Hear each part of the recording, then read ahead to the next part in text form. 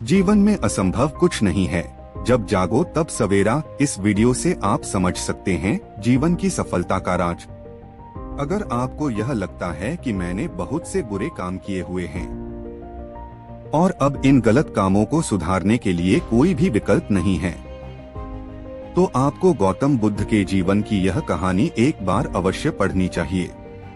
एक दिन बुद्ध श्रावस्ती के एक गांव में भिक्षाटन के लिए पहुंचते हैं। जब गांव में प्रवेश करते हैं तो देखते हैं कि पूरे गांव में सन्नाटा छाया हुआ है। दूर दूर तक कोई भी व्यक्ति नजर नहीं आ रहा था। बुद्ध उस गांव के पहले द्वार पर जाते हैं और कहते हैं कि भिक्षम देहि, परंतु भीतर से बाहर कोई नहीं आता। बुद्ध दूसरे द्वार पर जाते हैं परंतु कोई दरवाजा नहीं खोलता। तीसरे द्वार पर जाते हैं परंतु उस द्वार से भी कोई व्यक्ति बाहर नहीं आता। फिर अचानक से एक दरवाजा खुलता है जिसमें से एक व्यक्ति बाहर निकलता है। वो जल्दी से बुद्ध का हाथ पकड़ता है और उन्हें अपने घर में ले जाता है और कहता है कि क्षमा करें बुद्ध, परंतु इस समय आप बाहर नहीं जा सकते। उंगलीमाल को श्रावस्ती की सीमा पर देखा गया है। सभी गांव वाले डर के मारे अपने अपने घरों के खिड़कियां और दरवाजे बंद करके बैठे हुए हैं। बुद्ध उस व्यक्ति से पहुंचते हैं। कौन है ये उंगलीमाल, कौन है और उससे इतना भय क्यों है? वह व्यक्ति कहता कि उंगलीमाल एक राक्षस है। उसे जो भी मनुष्य मिलता है, बच्चा, वृद्ध, स्त्री, पुरुष, यहाँ तक कि सन्यासी भी, वो किसी को भी नहीं छोड़ता। महाराज प्रसन्नजीत के सैनिक भी उससे डरते हैं। बुद्ध उनसे पूछते हैं कि वो धन के लालच में ये सब करता है। वो व्यक्ति कहता है कि नहीं, उसे धन का कोई लालच नहीं है। वो जब भी किसी आदमी को मारता है तो उसकी उंगली काट कर अपने गले की माला बनाता है, इसीलिए उसका नाम उंगलीमाल पड़ गया है। और यह भी सुना है कि जब उसके गले की माला में 100 उंगलियां पूरी हो जाएगी तो उसकी विनाशक शक्तियां और भी ज्यादा बढ़ जाएगी। बुद्ध कहते हैं, आभार हो आपका जो आपने मुझे उसके बारे में बताया। फिर वो व्यक्ति बुद्ध से कहता है कि कृपा कर आप बाहर न जाइए, क्योंकि वो आप पर भी वार कर सकता है। बुद्ध कहते हैं, भय से अपनी राह छोड़ दूं, ऐसा मैंने कभी नहीं किया। मुझे भिक्षा मांगता देख जन जन के हृदय में उंगलीमाल भय कम होगा। फिर वो व्यक्ति कहता है, नहीं बुद्ध, आप मत जाइए, वो बहुत ही ज्यादा खतरनाक है। बुद्ध कहते हैं कि वो खतरनाक नहीं, वो दुखी हैं और मुझे उसके पास जाना होगा क्योंकि उसे मेरी आवश्यकता है। इतना कहते बुद्ध उस व्यक्ति के पास से चले जाते हैं। कुछ दूर चलने के बाद बुद्ध वन में प्रवेश करते हैं। वन में चारों ओर एक सन्नाटा छाया होता है। दूर दूर तक न तो कोई मनुष्य न कोई पशु पक्षी दिख रहा होता है, परंतु बुद्ध अपने मार्ग में आगे बढ़ते रहते हैं। अचानक बुद्ध के सामने उंगलीमाल आकर खड़ा हो जाता है।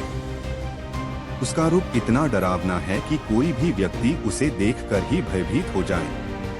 उसके गले में उंगलियों की माला होती है, चेहर और हाथ रक्त से सने होते हैं और शरीर बलशाली होता है।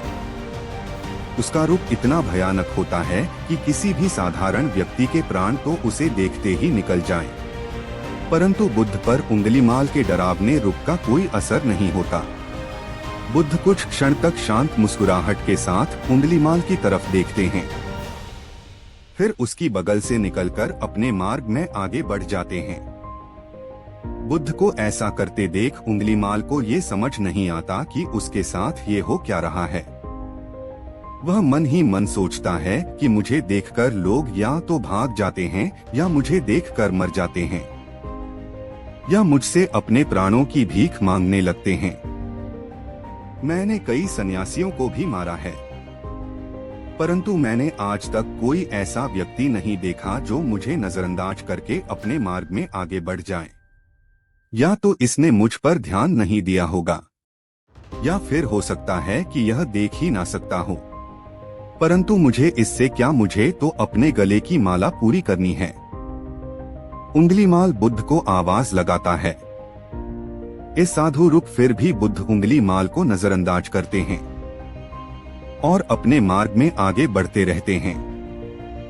उंगलीमाल बहुत ज्यादा क्रोध में भरकर बुद्ध को आवाज लगाता है, ए साधु रुक। फिर भी बुद्ध उंगलीमाल को नजरअंदाज करते हैं और अपने मार्ग में आगे बढ़ते हैं। उंगलीमाल तीसरी बार ज्यादा क्रोध में होकर आवाज लगाता है, ए साधु रुक। बुद्ध रुकते हैं। उंगलीमाल बुद्ध के पास जाता है और कहता है कि मेरे आदेश देने के बाद भी तू रुका क्यों नहीं? मैं तो बहुत पहले ही रुक चुका हूँ, तुम ही चलते जा रहे हो। उंगलीमाल ये समझ ही नहीं पाता कि बुद्ध क्या कह रहे हैं, परंतु वो इतना जरूर समझ जाता है कि सामने खड़ा व्यक्ति उससे थोड़ा भी नहीं डर रहा है। उंगलीमाल बुद्ध को डराने के लिए चिल्लाकर पूछता है, हे साधु, तुमको मुझसे भय नहीं लग रहा है क्या? मैं आदि मानव हूँ। बुद्ध कहते हैं कि नहीं, तुम मानव हो। बुद्ध की यह बात सुनकर उंगलीमाल के हृदय पर लगती है। पहली बार उसे किसी ने मानव कहा था, परंतु वो इस बात को नजरअंदाज करने का प्रयास करता है और बुद्ध से पूछता है कि ए साधु, तूने ये क्यों कहा कि तू कब का रुक चुका है, जबकि तू तो चल रहा था? और तूने ये क्यों कहा कि मैं नहीं रुका?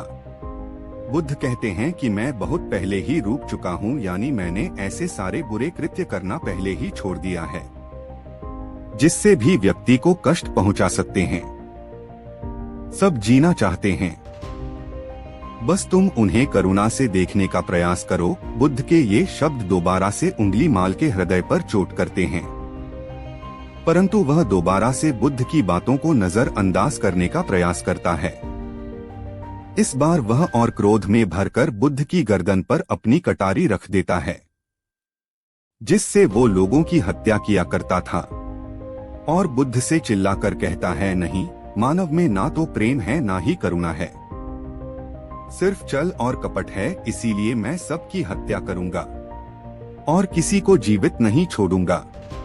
बुद्ध कहते हैं, तुम्हें लोगों ने बहुत दुख दिया है। उंगलीमाल क्रूरता मनुष्य अज्ञान के कारण ही करता है। ईर्ष्या, द्वेष, मोह, माया ये सभी अज्ञान की संतानें हैं, परंतु वो व्यक्ति ही है जिसमें दया, करुणा, सद्भाव और समझ का उदय भी होता है। उंगलीमाल यदि इस जीवन में क्रूर और निष्ठुर लोग हैं तो दयावान भी हैं। बस तुम्हें अपनी आंखों से इस अंधेपन की इस पट्टी को हटाना होगा जो तुम्हें केवल बुराई ही दिखा रही है। तीसरी बार बुद्ध शब्दों को सुन उंगलीमाल का खुद पर से संयम हट जाता है। उसे समझ नहीं आता कि पहली बार उसे अपना आपा इतना कमजोर क्यों महसूस हो रहा है। वो कोशिश तो करता है क्रोध करने की, परंतु कर नहीं पाता। वो बड़ी हिम्मत जुटाकर क्रोधित होने का नाटक करके बुद्ध से कहता है, तुम और व्यक्तियों जैसे नहीं हो। बुद्ध कहता है कि मैं हर व्यक्ति जैसा ही हूँ, बस जागृत हूँ और यह सिद्ध कर रहा हूँ कि हर व्यक्ति में जागने की क्षमता है। मेरा मार्ग क्रूरता को दया में परिवर्तित करता है। उंगलीमाल, तुम अनजाने में घृणा के पद पर हो, बस इस क्षण रुक जाओ। तुम्हारे भीतर भी यह क्षमता है कि तुम दया और करुणा के पद पर भी चल सको। इतना सुनते ही उंगलीमाल के हाथ से कटारी जमीन पर गिर जाते हैं। उसकी आंखों से आंसू बहने लगते हैं। भला कोई कब तक बुद्ध को अनदेखा करेगा? उंगलीमाल रोते हुए बुद्ध से पूछता है, क्या आप वही है जिन्हें लोग बुद्ध कहते हैं, जो लोगों को मुक्ति के मार्ग पर चलना सिखाते हैं? हाँ, मैं वो ही हूँ। मैं तुम्हें मुक्ति के मार्ग पर ले जाना चाहता हूँ। फिर उंगलीमाल कहता है, परंतु मैं अब बहुत दूर निकल गया हूँ। मैंने बहुत हत्याएं करी है, बहुत पाप करे हैं। मैं अब चाहकर भी वापस नहीं लौट सकता और मेरा वापस लौटना अब असंभव है। बुद्धि कहते हैं कि असंभव कुछ नहीं है। जब जागो तभी सवेरा। उंगलीमाल कहता है, मैं अब पुनः जीवन की ओर नहीं मोड़ सकता, बहुत देर हो चुकी है। बुद्ध कहते हैं, तुम में इतनी चेतना है कि तुम जानते हो कि जो तुमने अब तक किया वह बुरा था। इसका अर्थ यह है कि तुम जानते हो कि क्या अच्छा है और क्या बुरा है। उंगलीमाल, जिस दिन से तुमने अच्छा कार्य करना शुरू कर दिया, उस दिन से तुम्हारा एक नया जीवन शुरू हो जाएगा। फिर उंगलीमाल कहता है, मैं कितने भी अच्छे काम कर लूं, परंतु लोग मुझे उसी दृष्टि से देखेंगे और मुझे चैन से जीने नहीं देंगे। बुद्धि कहते हैं, उंगलीमाल यदि तुमने हिंसा का मार्ग छोड़ा तो मैं तुम्हें मार्ग दिखाऊंगा और तुम्हारा संरक्षण करूंगा और तुम्हें लोगों की घृणा से बचाऊंगा। बस पहला कदम तुम्हें ही उठाना होगा। उंगलीमाल पूछता है, क्या ये हो सकता है? बुद्धि कहते हैं, अवश्य हो सकता है, तुम में असामान्य बुद्ध है। उंगलीमाल रोते हुए बुद्ध के चरणों में गिर पड़ता है और कहता है, मैं आपको वचन देता हूँ कि मैं सारे बुरे कृत्य करना छोड़ दिया और आपके पीछे करुणा के पथ पर चलना सीखूंगा। कृपा कर आप मुझे अपना शिष्य बना लीजिए। बुद्ध कहता है कि मैं किसी को अपना शिष्य नहीं बनाता, बल्कि व्यक्ति स्वयं मेरे संग से जुड़ता है। उंगलीमाल उसी समय बुद्ध का भिक्षु बन जाता है। बुद्धि का भिक्षु बनने के बाद उसका नाम अहिंसक बन जाता है। फिर बुद्ध ने जैसा उसका नाम रखा था और वो ठीक वैसे ही वह बन चुका था। जब अहिंसक प्रथम बार अन्य भिक्षुओं के साथ एक गांव में भिक्षाटन घटन के लिए जाता है तो गांव के कुछ लोग उससे बदला लेने के लिए उसे लाठी डंडों से पीटने लगते हैं। जब ये बात बुद्धि को पता चलती है तो वे तुरंत उसे बचाने के लिए उसके पास पहुंचते हैं और अपने शरीर को उन लाठी डंडों के बीच में ले आते हैं जो अहिंसक को पड़ रहे थे। बुद्धि को देखकर वे गांव वाले डंडे और पत्थर मारना बंद कर देते हैं। सभी लोग बुद्ध से कहते हैं, बुद्धि, क्यों आप इस इत्यारे उंगलीमाल की रक्षा कर रहे हैं? न जाने कितने लोगों की जाने ली हुई है इसने। बुद्धि कहते हैं, अब यह उंगलीमाल नहीं है, बल्कि अब इसका नाम अहिंसक है। अब यह आपकी ही तरह एक मानव है। वे गांव वाले कहते हैं, ऐसा आदमी कभी नहीं बदल सकता। बुद्धि कहते हैं, ये बदल चुका है, बस आप सब लोग इसे अपनी पुरानी दृष्टि से देख रहे हैं। यदि उंगलीमाल होता तो क्या आप में से किसी में भी इतना साहस या बल होता कि कोई इसे एक उंगली भी लगा सके? ये आपका हर बार खाता रहा और इसने आप पर कभी पलटकर वार किया नहीं ना? क्या ये परिवर्तन आपको नहीं दिखा? आज इसने अपना लहू बहा से आपने सारे बुरे कृत्य धो डाले हैं। आप लोगों के द्वारा इतनी मार खाने के बाद भी इसकी आंखों में आपके लिए क्रोध नहीं है। क्या ये बदलाव आपको नहीं दिख रहा है? यह तो बदल गया, परंतु आप कब बदलोगे? इतने में से उन गांव वालों में से एक स्त्री कहती है, यह परिवर्तन मैंने स्वयं देखा है। वो स्त्री गांव वालों से कहती है, आप में से कौन ऐसा है जो दूसरों के दुख में दुखी हो, दूसरों की पीड़ा सहन ना हो, तो उसे हर प्रकार की सहायता प्रदान करें। और ऐसा इस भिक्षु ने किया है। 2 दिन पहले एक व्यापारी अपनी पत्नी को लेकर जा रहा था और उसकी पत्नी प्रसव पीड़ा से व्याकुल थी। तब मैं पास से ही गुजर रही थी, इसीलिए मैं भी दौड़ी दौड़ी गई। स्त्री की पीड़ा बढ़ती ही जा रही थी। घना जंगल होने के कारण उसे कहीं ले जाया भी नहीं जा सकता था। तब यह भिक्षु वहां आ पहुंचा और इसने मुझसे पूछा कि क्या हुआ बहन? मैंने इसे बताया कि यह स्त्री प्रसव पीड़ा में है और इस घने वन में हम कुछ कर भी नहीं पा रहे। तब तक यह कष्ट भागेगी, कहीं इसके और इसके बच्चे के प्राण ना चले जाएं।